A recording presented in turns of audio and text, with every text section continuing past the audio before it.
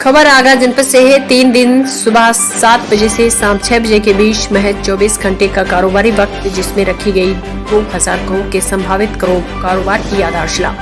Meet at Agra 15वें संस्करण के अमृत कलश से निकला यह कारोबारी आंकड़ा आगरा की जमीन को 3 दिन के लिए आर्थिक राजधानी साबित करने वाला रहा। रविवार को गांव सिंगना पर फेयर के आखिरी दिन इफमेक अध्यक्ष पूरन डावर ने मीडिया से बात करते हुए कहा कि सरकार निर्यात के जिस लक्ष्य को लेकर चल रही है, आज उसे भारत महज अचीव ही नहीं कर रहा है, बल्कि इंडस्ट्री तेज गति से आगे बढ़ते हुए स्वयं को वर्ल्ड लीडर साबित करने के लिए अग्रसर है। इस फेयर में जो आंकड़े सामने आए हैं वह निश्चित रूप से तेजी से आगे बढ़ती देश की अर्थव्यवस्था की ओर इशारा है। इस मौके पर लघु उद्योग निगम के उपाध्यक्ष राकेश गर्ग जी, आई विशेषज्ञ पदम रजनीकांत द्विवेदी वरिष्ठ अतिथि के रूप में मौजूद रहे। मीट एट आगरा का 15वां संस्करण का आज अंतिम दिन है, तो ये कंक्लूडिंग सेरेमनी है। इस मीट एट आगरा के 3 दिन के अंदर जो आज 3 बजे तक विजिटर आए वो 11,499 विजिटर्स रहे हैं, और जो बिजनेस रजिस्टर्ड विजिटर्स, जो सीरियस बिजनेस जिन्होंने यहाँ पर कहीं ना कहीं अपनी बिजनेस में वार्ता की, वो 5,221 विजिटर्स इसमें आए हैं। आगरा के जूता उद्योग को देखते हुए मुझे लगता है कि कम से कम 20,000 करोड़ की ये नींव रखने वाला ये फेयर, ये लगातार फेयर बढ़ रहा है। जिस तरह से भारत अपना आत्मनिर्भर हो रहा है और जिस तरह से एक बड़ी छलांग लगाने की बात की जा रही है, इस तरह से कि पूरा विश्व भारत को एक ग्लोबल फैक्ट्री के रूप में देख रहा है, तो निश्चित रूप से ऐसे इवेंट बहुत अधिक होने चाहिए। और एक इवेंट एफेक्ट नहीं, दूसरी कंपनी करने जा रही है, वो मार्च में करने जा रही है फेयर का, और आगे आने वाले समय में इसमें विंटर और समर 2 फेयर हुआ करेंगे, और एक फुटवियर फेयर, प्रोडक्ट फेयर भी हम इसमें यहाँ करने वाले हैं। ये आगरा ट्रेड सेंटर आगरा के लिए एक वरदान सिद्ध होने वाला है, और हम बाकी इंडस्ट्रीज को भी आमंत्रित करते हैं इस फैसिलिटी का पूरा प्रयोग करें। ये एक state of the art facility है, और स्ट्रेटेजिक पॉइंट से भी ये बहुत अच्छी फैसिलिटी इसलिए है कि वो ये दक्षिण बाईपास और उत्तर बाईपास दोनों से जुड़ करके एक सेंट्रल प्लेस पर बन गई है, और सभी सुविधाएं इस ट्रेड सेंटर में है।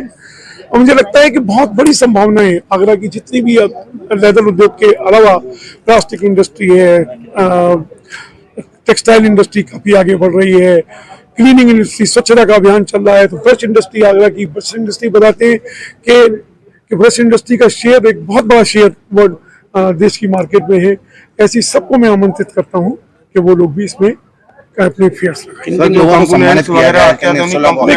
देखिए जिन लोगों को आज यहाँ सम्मानित किया गया अभी आज की इस कंक्लूडिंग सेरेमनी में, ये हमारे स्पॉन्सर्स हैं, ये हमारे इस फेयर की रीढ़ की हड्डी है। यही लोग हैं जिनकी वजह से फेयर भव्य बनता है और फेयर अपने आप में सस्टेन कर पाता है। तो इनको किया गया, और कुछ लोगों ने इन स्टोर्स, अपने स्टोर्स को सजाने में 20-20, 30-30 लाख रुपए खर्च किए और बहुत सुंदर किए, इनोवेटिव बनाए। कुछ ने अपना बिल्कुल जिसको कहना चाहिए एनवायरमेंट फ्री, कुछ प्रोडक्ट इस तरह के आए जो उन्होंने एनवायरमेंट को ध्यान रखते हुए सस्टेनेबल प्रोडक्ट बनाए। किसी भी तरह का ऐसा केमिकल जो किसी भी त्वचा को हानि पहुंचा सकता है या पर्यावरण को पहुंचा सकता है, ऐसे केमिकल्स का प्रयोग नहीं किया। ऐसे उन उत्पादकों को हमने यहाँ सम्मानित। सर, जैसे कि देखा जा रहा है कि यहाँ पर जिस तरह की अत्याधुनिक कंपोनेंट्स आए, उससे आगरा को कितना फायदा मिलेगा, और जो आपने एक बात कही थी कि बहुत जल्द इस तरह के भी सेंसर लगे शूज आने लगे, तो ये कब से दिखाई देगा? देखिए, ये सेमिनार जो 3 दिन के सेमिनार्स हुए, इस पर हमने एक्सटेंसिव चर्चा इस पर पर्यावरण पर की। हम ये हमेशा मानते हैं कि जितना उद्योग हमारी जीविका के लिए आवश्यक है, पर्यावरण हमारे जीवन के लिए उतना ही आवश्यक है।